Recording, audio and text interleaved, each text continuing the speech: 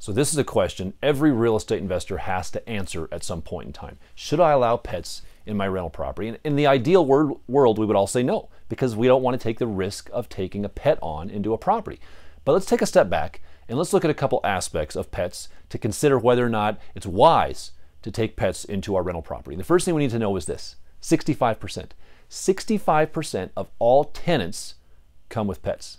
That means if you're going to say no pets across the board, you have just cut 65% of your potential renters market away from your property. You've cut them out. You're only dealing with 35% of the potential renters that are out there in the industry. That's a huge aspect. That's a big, large chunk of the population that you're going to say, I won't even consider you for renting my property. So what that means is it's going to take longer for you to rent your property.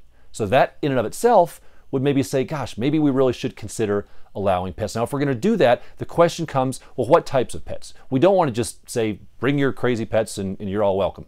We want to limit that. We want to have types of restrictions on pets and not allow anything. So dogs, typically the small to medium-sized dog and even the large dogs at times, no problem. Cats, a little bit higher risk, but that's certainly doable from that standpoint.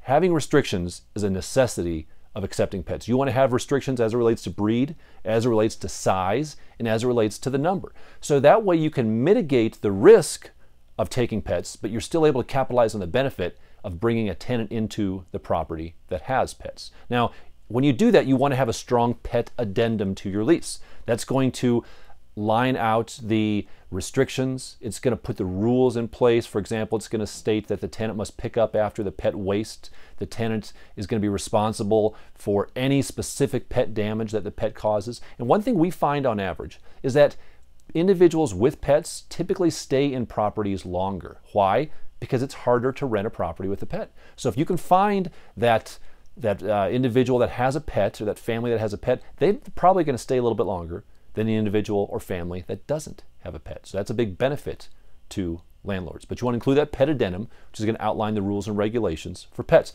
Fifth, pet deposit. Now, whether you call it a pet deposit or you just increase the amount of the deposit, we want to get some extra assurance in the form of a deposit, in the form of increased rent, for the risk that we are taking on as a landlord by allowing that pet. So depending on the market conditions at the time, we may or may not be able to get some additional deposit, some additional pet rent coming in on that. The last thing to be aware of is service animals. Now here's where it gets sticky, because service animals are a big deal right now. Now we're well trained and we're well versed and understand what you have to go through from the legal side of things from service animals, but you want to be very cautious, because if you're saying no pets across the board, you have the legal right to do that. However, if someone brings in a legal service animal, that is legally not a pet. You have to walk through specific steps. You've got to be very, very cautious. But if you make a mistake on this, you're going to find yourself in trouble with the government, and the fines on this are astronomical.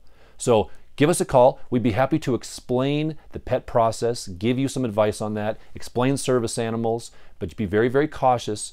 But when you take pets, if you follow the proper procedures, it can be beneficial to both the tenant and the landlord.